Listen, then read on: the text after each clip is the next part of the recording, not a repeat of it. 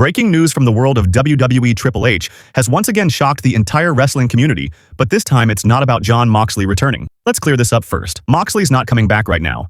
He's still under contract with AEW until 2027, and by all reports, he's happy there. But then, Triple H tweeted something that instantly got the internet buzzing. For you, the door to WWE will always remain open. That one line changed everything. And now, new backstage rumors say Triple H is planning something wild. He wants to relaunch The Shield, but with a twist. Instead of Dean Ambrose, the man replacing him is none other than CM Punk. Yes, you heard that right. CM Punk could officially step into the spot Moxley once had, completing the new Shield lineup alongside Seth Rollins and Roman Reigns.